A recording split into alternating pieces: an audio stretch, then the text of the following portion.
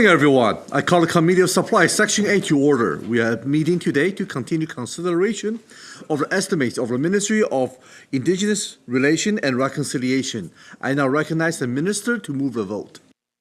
Thank you very much, Mr. Chair. Good morning. I'd like to move vote number 34, resolve that a sum not exceeding $57,912,000 be granted to His Majesty to defray the expenses of the Ministry of Indigenous Relations and Reconciliation Ministry operations. Thank you, Minister. I now recognize the member for Vancouver-Langara. Mr. Chair, I just wanted to continue the questions that we had yesterday in respect of 4.42 of the TRIPA Action Plan, and we had a general response from the Minister in terms of the economic metrics that are being co-developed with nations. Could I ask you, Mr. Chair, to the Minister, can he give us a few examples of the types of economic metrics that are being considered here?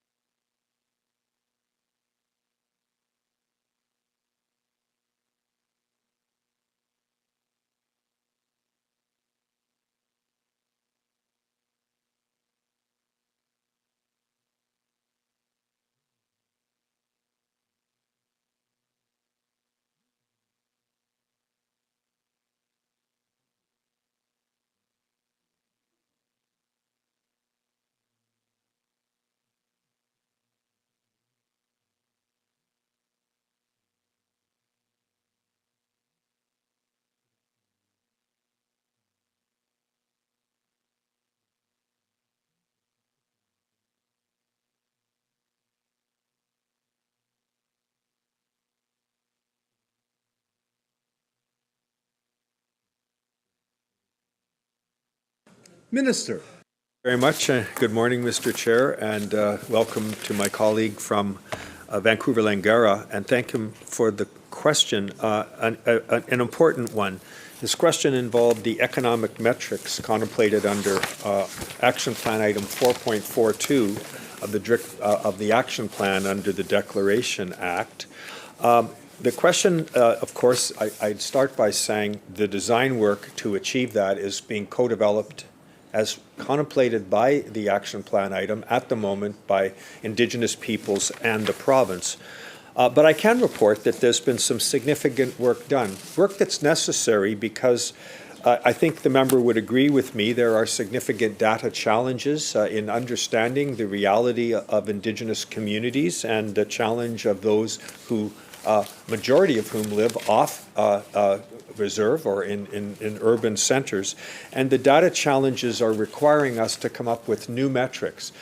But when I say us, I mean to say that the responsibility of the BC, of the Centre for Excellence that has been created, the BC First Nations Centre of Excellence for Economic Development, has been the work of First Nations, but the ministry lead is what we call JEDI, Jobs, Economic Development, and Innovation. It is that ministry that is working with First Nations to create the tools and data for First Nations to enhance economic development in their communities, because the metrics simply have not worked in a meaningful way.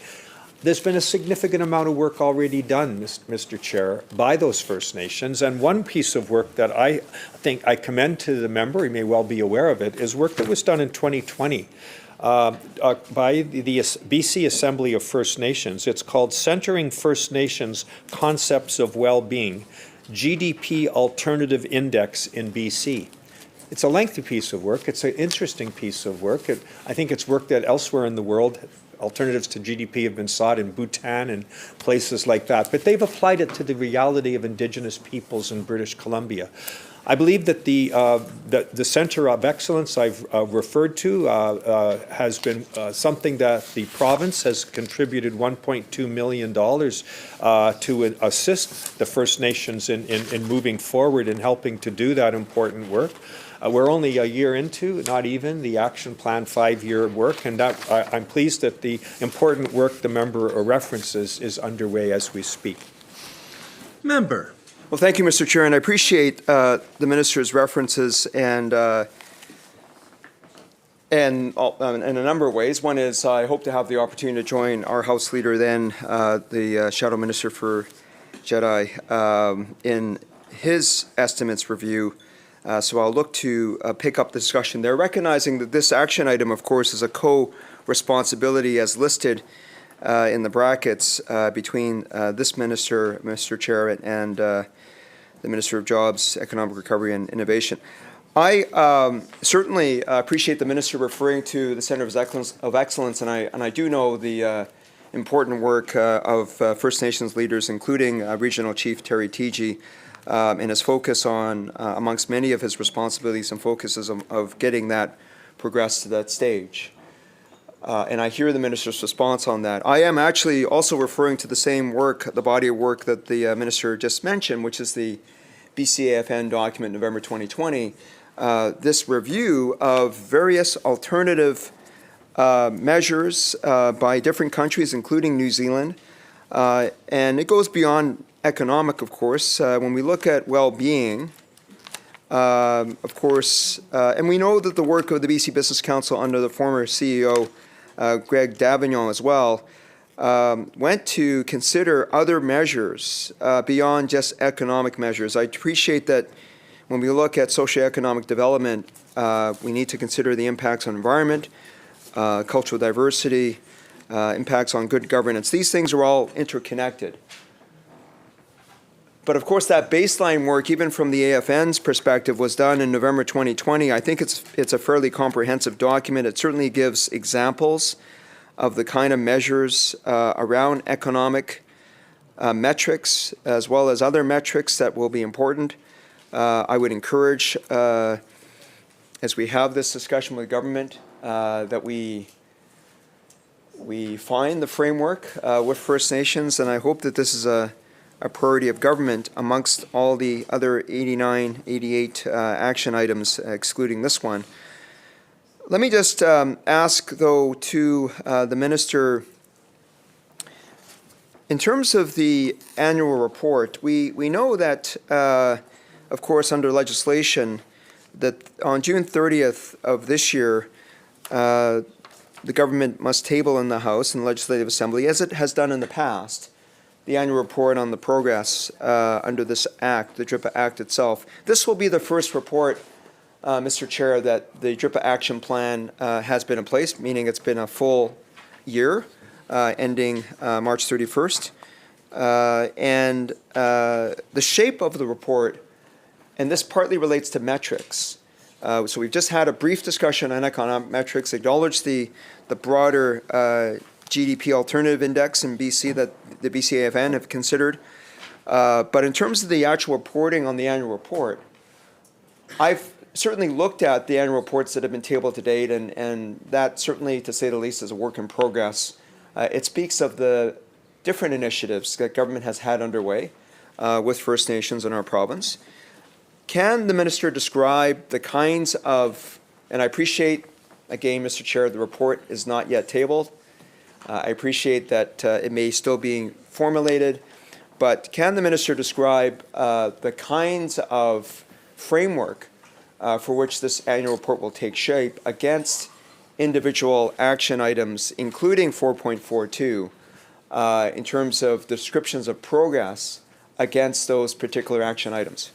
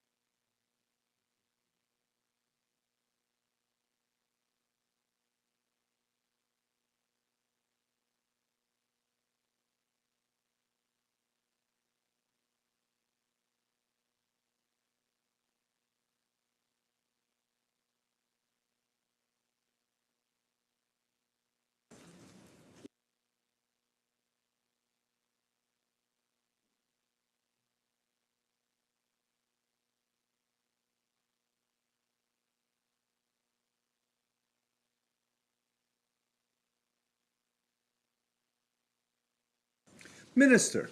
Very much, Mr. Chair. The member's question, he referenced a number of things, including the work of the BC Business Council under the leadership of former Executive Director Greg Davignon, and I appreciate that reference because Mr. Davignon has worked very closely with Indigenous leaders on a number of fronts, particularly in measuring the ESG of activities in our province, for which I think we should all be proud, and focusing in under the social heading, the work with Indigenous leaders and Indigenous peoples. And I think the reference is much appreciated because he has been a leader in that regard, and the work of the Business Council needs to be recognized, I believe. So thank you to the member for referencing that.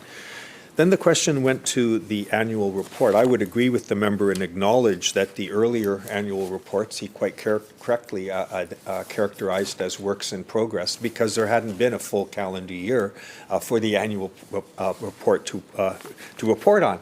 So therefore, this is going to be an important document that the member rightly says must be tabled in the legislature by the 30th of June. What will it contain? Well, the annual reports are, I stress again, developed in consultation and cooperation with Indigenous peoples. And the point of the report is to ensure that the province and the work it's doing with its Indigenous partners is transparent and accountable. That's entirely consistent with what the Act contemplates.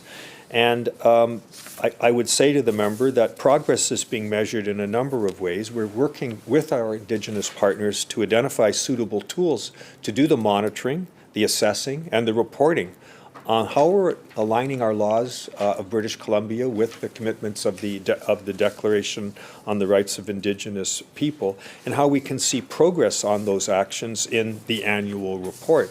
So there will be in the upcoming annual report, to try to be specific in answering the member's question, a high-level dashboard that'll highlight the implementation status of all 89 actions, along with the detailed reporting on actions that are being implemented in the first year of the action plan. Some of those actions are already complete.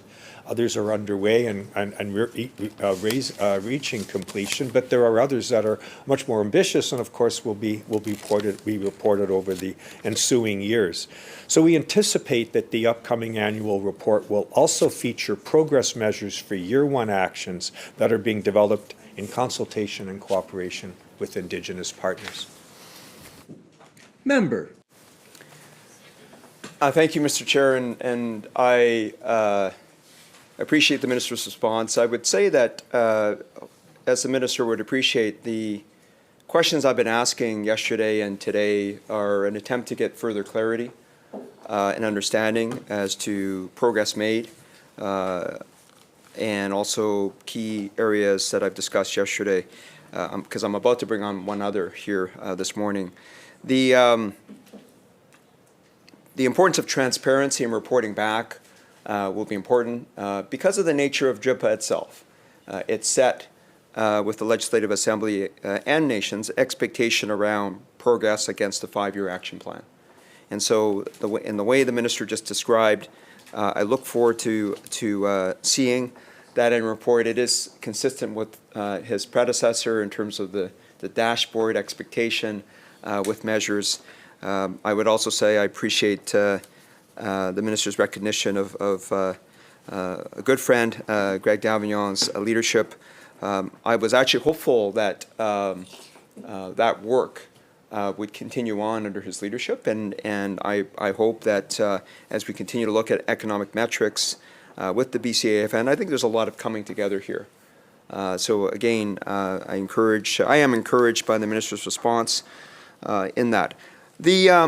Another example, Mr. Chair, of another action item which I'd like to speak to, and I did have the opportunity to speak at length with the former Minister of Energy and Mines in last year's estimates, and it was somewhat indicative of the Minister's response, which was the first year of a 5-year action plan. At the time this was tabled and the time we were in estimates with the former Minister, in terms of action item 2.14, it is the modernization of the Mineral Tenure Act in consultation and cooperation with First Nations organizations.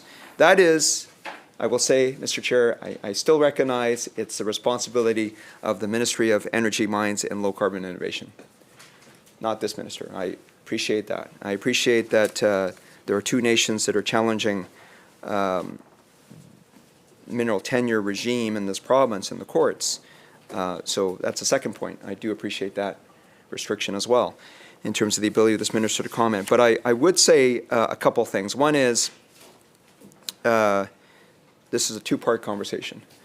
One is, in terms of 2.14,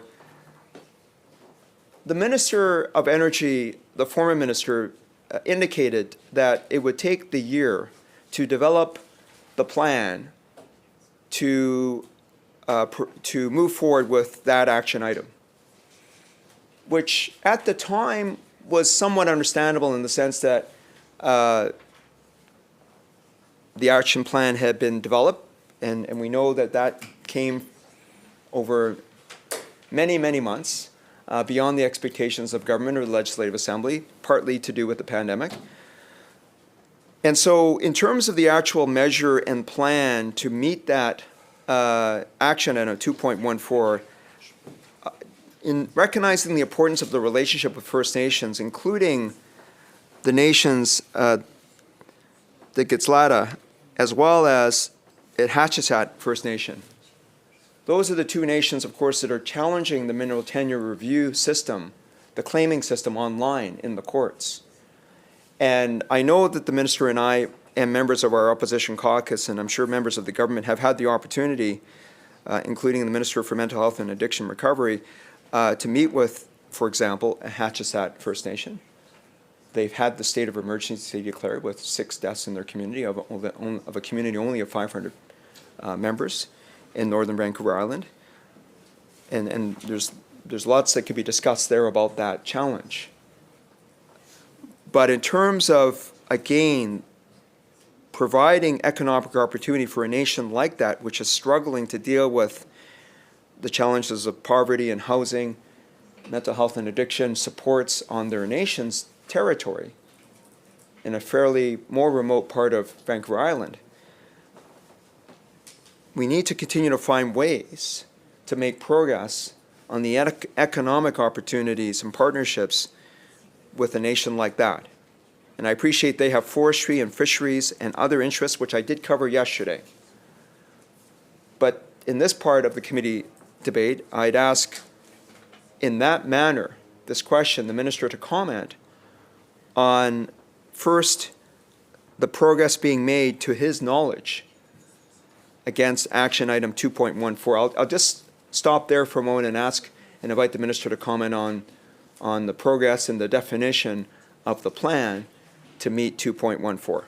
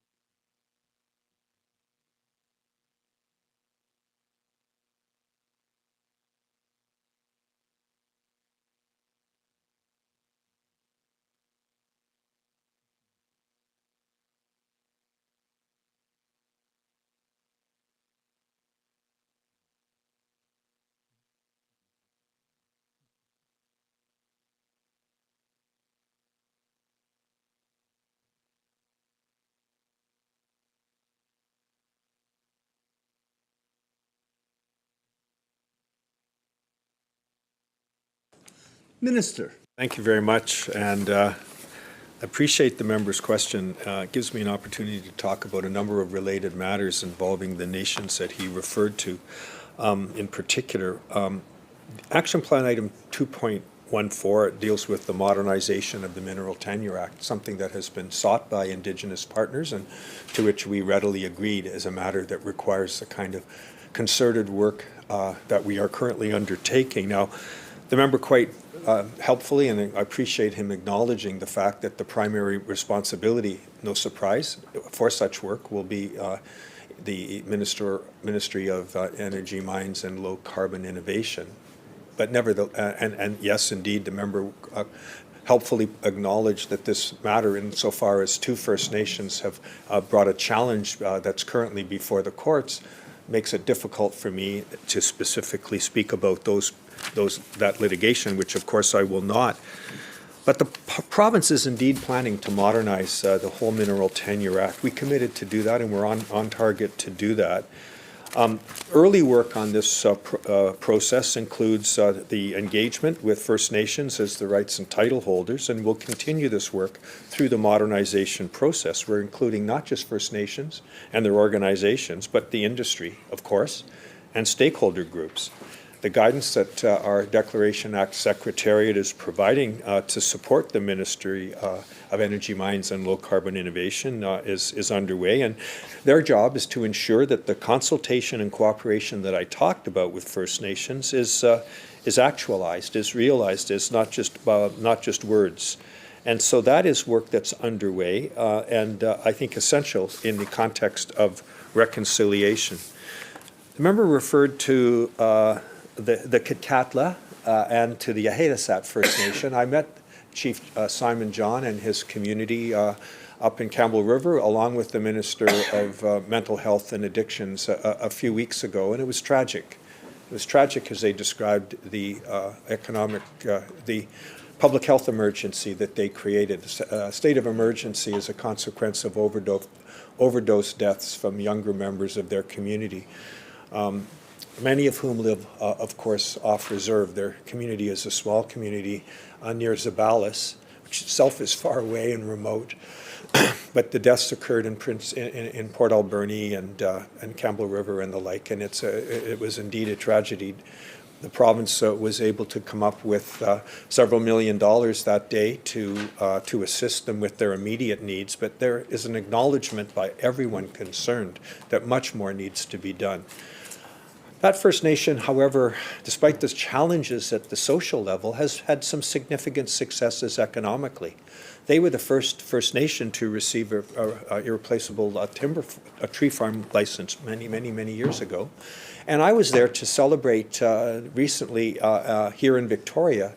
They came down to talk about their acquisition of a majority interest in a company called Natural Resource Consultants, Strategic Natural Resource Consultants. And they are very proud of that, as they should be. It's a company that does business literally all over the world, and 5 offices in various parts of our province, Fort St. John, Prince George, Campbell River, elsewhere. It's a remarkable success story, and they see their future strategically as being able to work with that company that undertakes mining projects, timber cruising, the like. They use drones, they use modern LiDAR technology. They're advised by a member of the legislature, Mr. Rod Visser, who has been instrumental in the work that they've been doing. And it was really uplifting, frankly, to see the success that they had economically, but at the same time, sadly, at the social level, facing some significant challenges. We've helped them. I've talked to my federal counterpart about their challenges, asked the federal government to step up and help more. And I'm hopeful that that assistance will be provided. Since the member has referred to the important work of the Mineral Tenure Act reform, it gives me the opportunity to talk about something that we should all, as British Columbians, be very proud of, and that is the first mine to open since 2012, the first open pit mine permit granted since 2012 for the Blackwater mine, southwest of Vanderhoos. In cooperation with the Luskhoos Dene and the Ilgacho Nations, both of whom have economic and community development agreements with the mine proponent. 457 direct jobs, Mr. Chairman. 825 jobs during construction as well. $13.2 billion for the province's economy and $2.3 million in provincial revenue. This is the kind of economic work that so many of our nations, I could go on about the Taltan, the member is well aware of the successes in that area. That is the future in consultation and cooperation with First Nations. The Mineral Tenure Act, of course, is only the first step along a long journey. The vast majority of the stakes that are claimed that are sought on the ground never yield a mine, as the member well knows. But those that do, we're ensuring that that work goes on with the full participation of First Nations, and the Blackwater is an excellent example of the future. Thank you.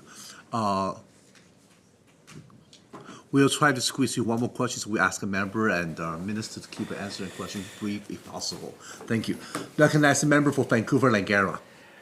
Thank you, Mr. Chair, and I appreciate the length of the minister's response in the sense that it does introduce other topics about capacity building, getting the resource available so that a nation like Hatchitat can meet the other needs of that community. But we can talk further after the lunch break about that. But and I appreciate the minister's response at the front end, and I know the sensitivity around this. But let me ask the question this way: as we were talking yesterday, and the minister referred to the holistic use of the interpretive approach of UNDRIP, there's recognition, of course, of specific approaches and focus around free, prior, and informed consent. That is language specifically referred to in UNDRIP itself through various articles. Is it fair, through you, Mr. Chair, to the Minister, that when we're talking about that fundamental approach that's embedded in UNDRIP, that is something that the government is quite mindful of when we look at the Mineral Tenure Act modernization, that how that will be modernized to ensure that there is free, prior, informed consent. Could I ask the minister to comment on, knowing that that is a fundamental tenet in UNDRIP and the government's approach to economic development, let's say, with First Nations?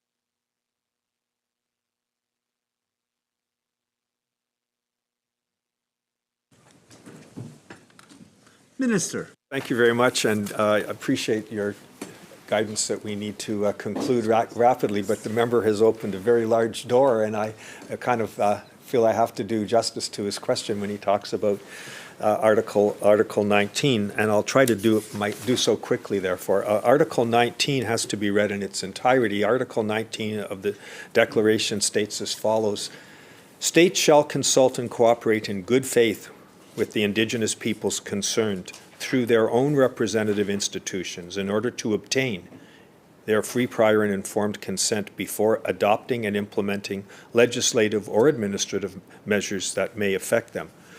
Now, I had the benefit before I was appointed to this role as Minister of Indigenous Relations and Reconciliation to read the hours of debate that the member for Vancouver-Langara and the member for Abbotsford West engaged in with my predecessor, Scott Fraser, on this very difficult topic. And I know, therefore, I'm informed by that conversation as I enter this. I can say to the member that we have had some success in achieving that level of involvement that are contemplated in Article 19. We've had success with the Child and Family Services Act as well as the Adoption Act recently. And the thing I suppose that our Declaration Act contains that the federal government did not see fit to include is Section 7, which allows for the kind of agreements that really embrace the member's question, that is the free, prior, and informed consent approach. And that is why, for example, we are working with the Taltan in Eskay Creek project to in a consent-based agreement for the environmental assessment of a very large mine operation to be forthcoming in that part of the world once the processes have been completed. That is the way we believe that we can take the approach contemplated in Article 19 and make it work on the ground in British Columbia. I'd have a lot more to say about Section 7 agreements and the success we're having with the Taltan, but I think in the interest of time, I should probably leave it there. I ask the minister to move the vote. Motion, my apology. Yes, thank you, Chair. I would move, Honourable Chair, that the committee rise and report progress and ask leave to sit again. The question is that the committee rise, report progress, and seek leave to sit again. Those in favor? Aye. Oppose? Motion is carried. Thank you, members. This committee now stands adjourned.